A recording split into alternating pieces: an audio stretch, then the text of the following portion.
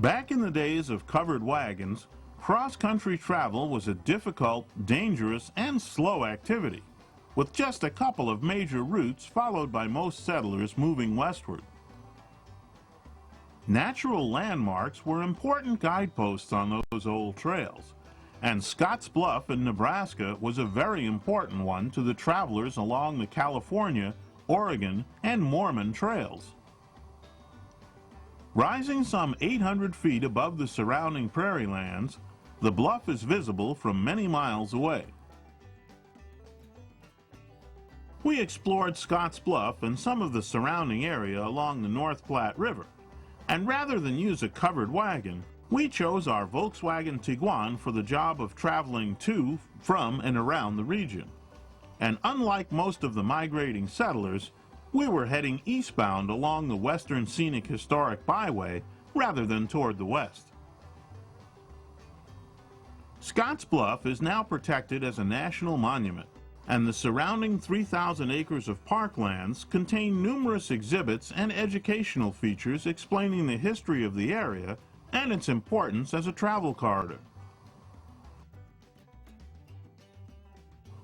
Between 1841 and 1869, more than 350,000 people made the westward trek past the bluff.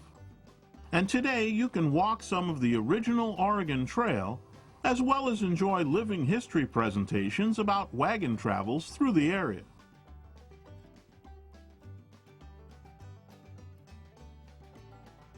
A drive up the Serpentine Summit Road will yield panoramic views of the surrounding prairies and badlands, as well as the town of Scotts Bluff, Nebraska. In the Visitor Center, you'll find the story of the Western Migration chronicled, along with exhibits on geology and paleontology of the region, and a display of the works of famed photographer and artist William Henry Jackson.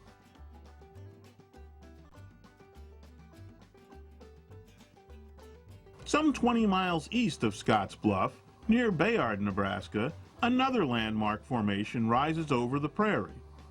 The spire of Chimney Rock rises approximately 325 feet over the same trails along the North Platte River and is designated as a National Historic Site administered by the Nebraska State Historical Society. A visitor center here provides information on the history of Chimney Rock and more on the Oregon, California, and Mormon trails.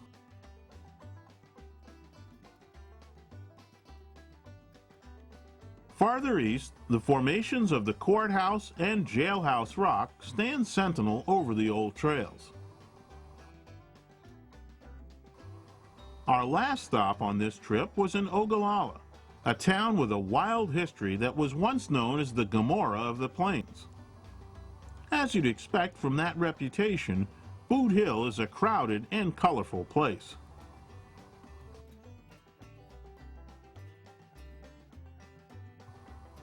Throughout our travels along the old western trails, our Volkswagen Tiguan was a great travel partner, providing accurate handling, a well-controlled ride, and strong performance.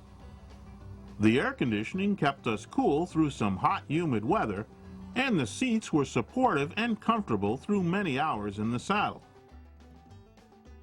We sure had it a lot easier than all those folks who traveled these routes in days gone by.